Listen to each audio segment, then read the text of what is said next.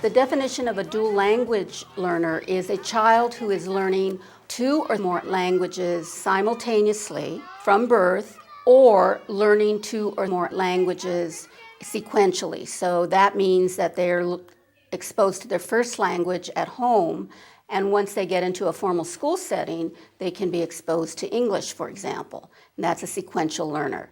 But we really do feel that the term dual language learner is a much more accurate description of the process that these children are going through, as opposed to just learning English, because they still are learning their home language at the same time. What is it? Cookie. Is it a cookie? What we know about young dual language learners when they're learning a second language is that they often go through fairly predictable stages of language development, approximately 4 stages. In observing Soyul, we see these stages in action, though not all children go through the stages in exactly the same way. The notion of stages serves as a general outline that a number of investigators have proposed, and provides us with a starting point to attend to the needs of young dual language learners. Can you do Tokichi? Tokichi. What's Tokichi? And the first stage is when the child is going to a child care center, for example, only knows their primary language or their first language, uses their first language, and they find that it's not working very well, because they're only going to communicate in the way that they know how to communicate, which is their home language.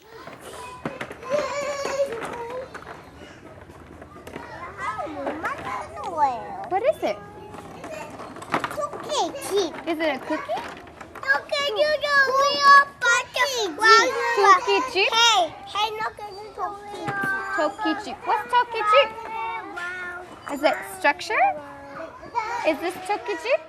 So in the case of Soyul, when she's working with the blocks, you can see that she is using some words, and the teacher interprets it as structure. And the teacher says, does that mean structure in Korean? And we're never quite sure if it does or if it doesn't. But Soyul keeps using the word, and of course the teacher tries to use the word as well. And Soyul is only using the language that she is familiar with. So that is very characteristic of that first stage of development.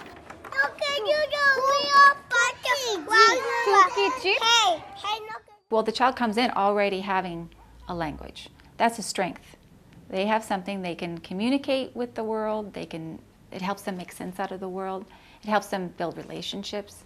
During that first stage, where they're being exposed to a second language, which is typically English, and they realize their first language isn't going to work with everybody. So they start to figure out that there is a new environment, a new language environment that they're going to have to figure out how to work in. After she has been in the setting for a period of time, Soyul will move into what we call the quiet stage, or the stage where she's just saying, hey, my home language, my primary language, I'm using it, but it doesn't seem to get my needs met, so maybe I'm going to sit back and watch and listen and observe what's going on to try to figure out, well, what words will get my needs met? What words can I use? And so the second language learner will move into a quiet period where they are observant, they're nonverbal. But it's very important to realize that just because they're quiet and nonverbal doesn't mean they're not learning. They are still engaged with what is going on. Thank you. Oh, look at this one. Bird.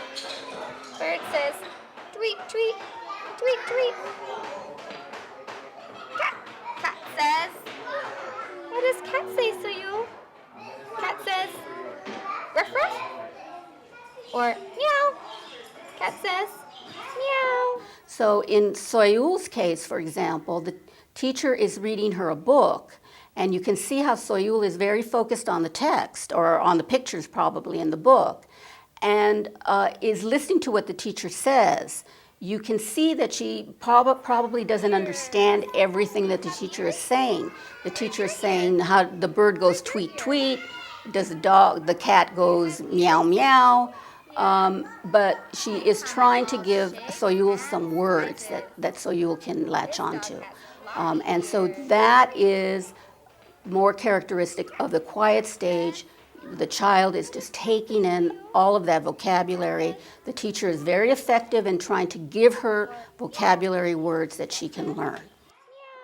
Children who are going through these stages of second language development, when they enter into the second stage, it takes a lot of concentration. They have to listen an awful lot. It's a time when they're not really going to be producing anything. They're going to use all their nonverbal skills as a language participant in the classroom. They'll tug on you, they'll grab your hand and pull you over, so you'll play with them. They'll cry when they want something. They'll use all those communication skills because they know their first language isn't going to get them anything at that moment because it's not understood.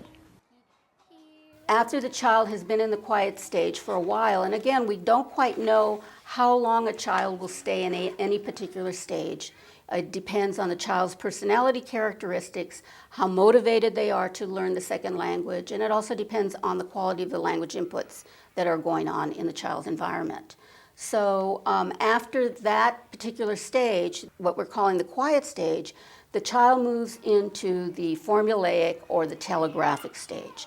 And this is a stage where the child has picked up a few words and will begin to do some word chunking, for example. So they'll say things like look it, they'll blend look it or wanna. And those words really help to draw attention to something or tell somebody, I need help, I want something.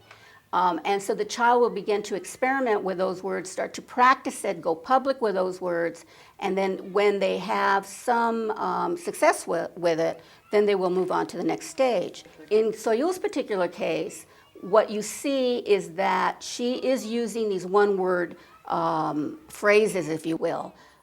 Try some chocolate now. Go, go, go, go. Go, Daddy! She is at the sand table, and another child comes up to her, is talking to her, and she says, no, no. The child says something about chocolate milk. She says, no, no, and we're not quite sure if she's saying it's dirty or she's trying to use one-word phrases to communicate to her friend that she doesn't want what her friend is offering her. And so she's using these one-word phrases to get her message across and to get her needs met. You know, young children are notorious for picking up other people's words. So as they're hearing children in the sandbox say, give me that, it's mine, you can't have it, go away, those are the phrases they're going to repeat. They get action happening. They'll also pick up the names of their favorite toys. One of the first words I often hear the children say is teacher, because it gets the adult to come over to them. So teacher is a very powerful word. Bye. I also want to point out the difference in affective tone that you see with Soyul from the quiet stage to the more the telegraphic stage, where she is able to produce. She is so happy. You can really see a difference in her facial expressions and in her whole demeanor.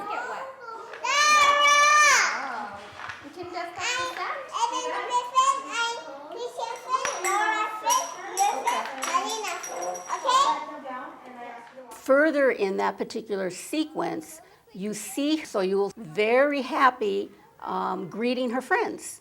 And she is pointing out and naming different children who are her friends. And so she is saying, the person's name is my friend. I believe that's what she's saying. And so she has used a formula.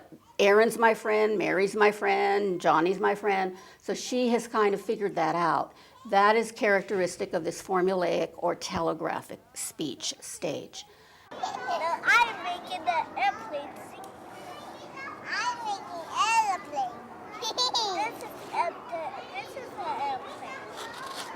I'm making the castle.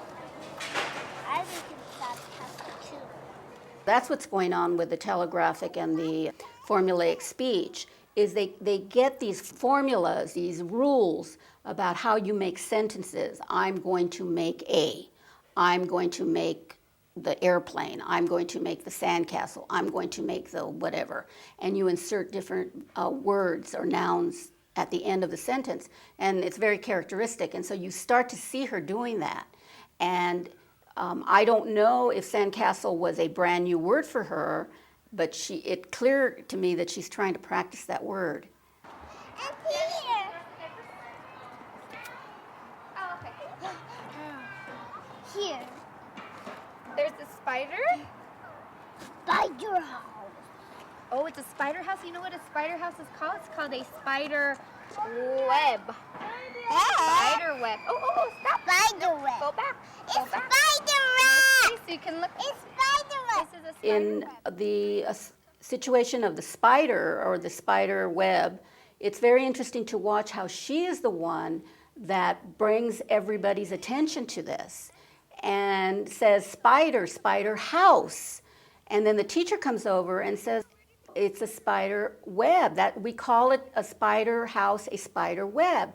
And then she gets all excited because she has a new word for it. And she says, web, spider web. And so here you see Soyul really at the transition stage of moving into production. She's initiating conversation. She's very comfortable with it. She's very attuned to listening to new vocabulary that she can latch onto to describe meaningful activity or events in her life. And what's very interesting to watch here is the role of the teacher in providing her with that language and the vocabulary to support and extend her knowledge of English. Where's spider? I don't know. I found it. After the child has had some experiences with that, they will finally move into the more productive stage of second language acquisition, where you're going to get more whole phrases and more lengthy utterances. And what's characteristic of this particular stage is you'll get more original language from the child. What is ballet? Kind of movement. A kind of what? Kind of movement. A kind of movement. Do you have any special things you wear for ballet? What do you wear for ballet? Ballet. Ballet clothes. Ballet clothes. What does it look like? Pink. It's pink And you- we have pink treasure. and pink treasures. And then pink flower. Pink flowers. And in Soyul's case, you very much see that when she is talking to the teacher about the ballet lesson that she has. In that particular case, she says to the teacher that ballet is either a kind or type of movement. Nobody told her that sentence. She's not imitating anybody. She came up with it by herself. The teacher then continues to ask her very open-ended questions about her ballet shoes, and you can see that she's much more fluid in her language production by stage 4. Ballet shoes. Why do you need ballet shoes? Because you have to dance. You have to dance. Oh. So they're picking up a huge amount of vocabulary during that fourth stage. They are continuing to absorb the language, listen to the language, and then produce it quickly. So they need lots and lots and lots of experiences, both listening to the language and trying to express themselves. And teacher. That's right. Good job. You read the whole book to me. This following of one child over the course of 14 months illustrates the stages very clearly, and that you see how the child comes in knowing no English whatsoever, and with the help and support of her teachers in an environment that's warm and welcoming, she blossoms over the course of time into a little girl who is producing original phrases and is understanding what is going on around her, who is interacting with her peer group. And so over the course of this 14 months, she is able to learn enough English that she can function within her context And it illustrates the 4 stages that we've been talking about very, very well. Why do you need ballet shoes? Because you have to dance. You have to dance. Oh.